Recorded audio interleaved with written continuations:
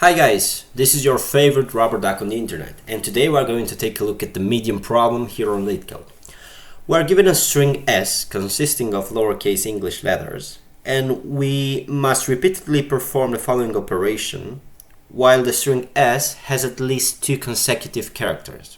So we have to remove the leftmost pair of adjacent characters in the string that are consecutive in the alphabet in either order. So for example, if you have A and B or B and A, we can remove them. We must also shift the remaining characters to the left to fill the gap. And we have to return the resulting string after no more operations can be performed.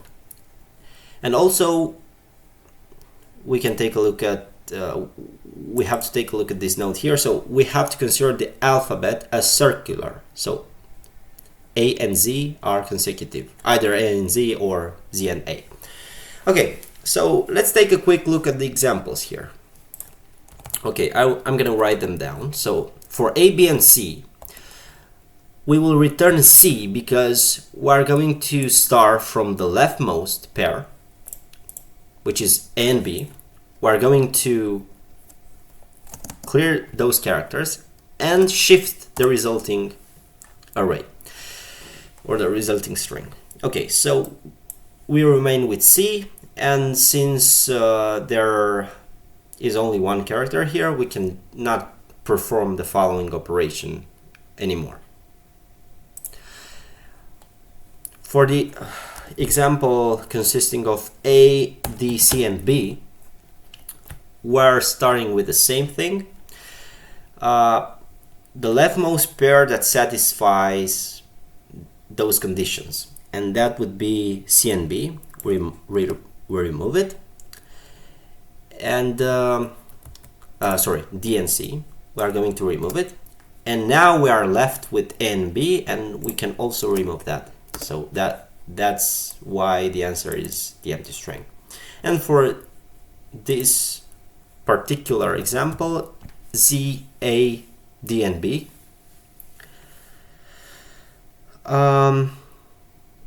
we're going to remove A and Z, sorry, the leftmost pair, and we're remaining with D and C.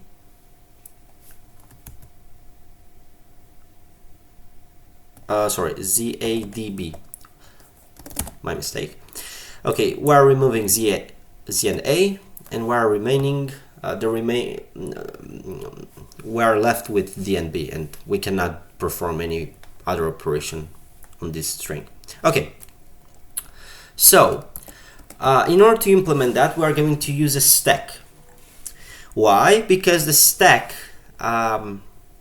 simulates almost perfectly the behavior I've just presented to you. So for example, for this string, we are going to push inside the stack the first character, the second character, and when I will try to push C, I'm taking a look at the first element from the stack, which is a D.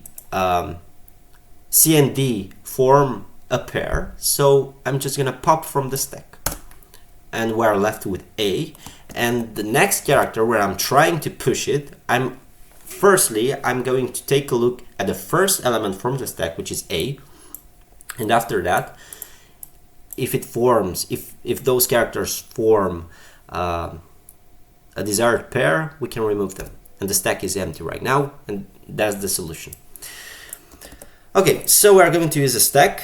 As I was saying, we are going to call it result, for example, because inside this stack, there will also be the result at the end. This stack consists of characters, and we are going to name it result. Okay, and we are going to do the following thing. We know for sure that as that length is bigger than 1, we can either store the first character inside the stack, because obviously we should have something there, or we can also add an extra condition inside our algorithm. Okay, so first of all, we are going to traverse the given string. So for every character from S, we should pop from the stack in two cases: when the stack is empty, obviously, or when the stack or the top element from the stack has a character that is before or after the current character. So we need to make sure we have a function that gives us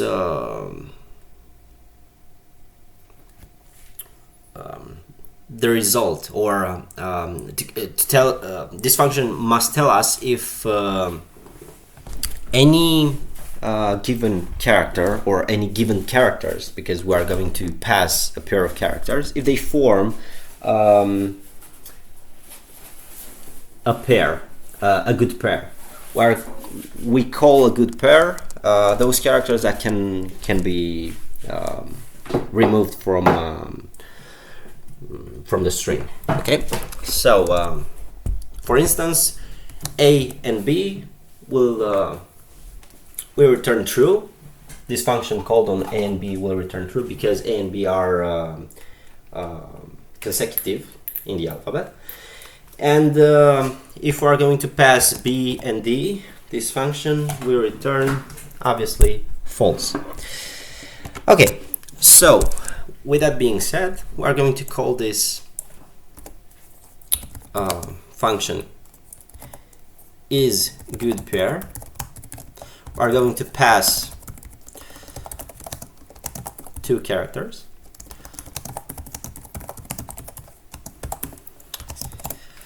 And here we are going to do the following thing.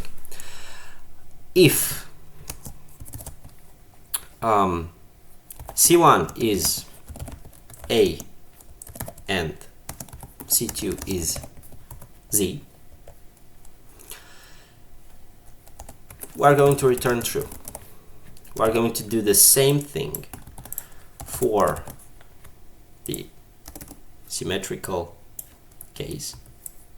So C1 is Z and C2 is A. Otherwise, we are going to return the difference between those characters that must be 1. So either C1 minus C2 is 1 or C2 minus C1 is 1. That means the characters are consecutive. And I added these two conditions here because otherwise it won't work. Because we should take in consideration the fact that the alphabet is circular. Okay, and right now we're going to do the following thing. If either result, the stack, is empty, or the top element, result at top, is good pair between result at top and current character, if it's not a good pair, we should push into the stack. So result that push the current character. Otherwise, result that pop. Because in this case, we know for sure that the result, the stack is not empty, and also we have a good pair. And at the end, the result contains our resulting string. Okay, so in order to do that, we just have to traverse the stack. So while the result is not empty,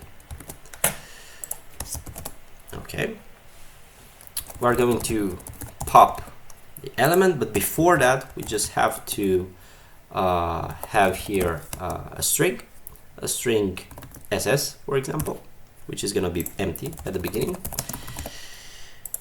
This will contain our solution, and S, it's going to take the current character. And obviously we'll have to reverse this string because the stack will contain the elements in the opposite order, so we'll just have to reverse the S using the reverse function, and that would be that would be it. Okay, and let's try to add a more complex case here. So I will just randomly paste some characters, and let's try to run that. And it works, and let's submit this.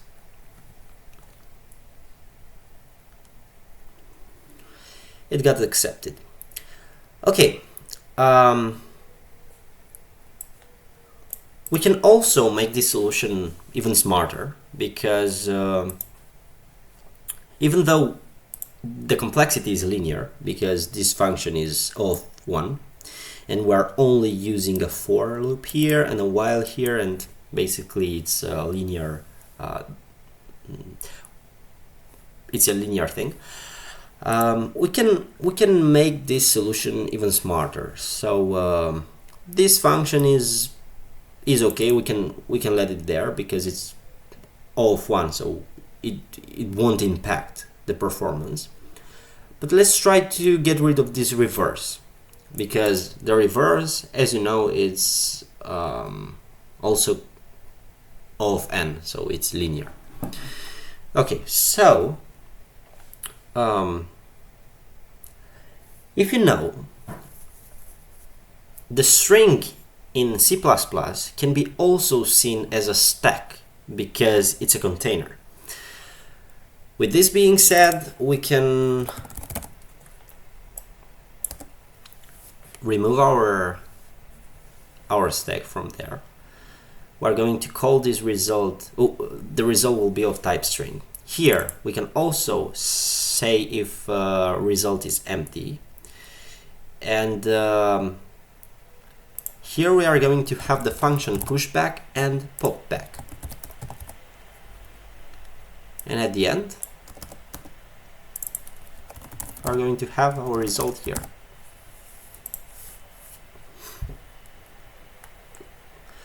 Okay, result of top of course doesn't exist, so it's result.back, because that would be the last element or the first element. Okay, and it will also work because we are simulating a stack using a string in C++. Therefore, we got rid of 2 extra loops. So one of them would be the while loop, and the other one the reverse, which is also which can also be seen as a for loop. Okay, and yeah, that would be our solution. I hope you guys like this video, and don't forget to like and subscribe. Bye bye.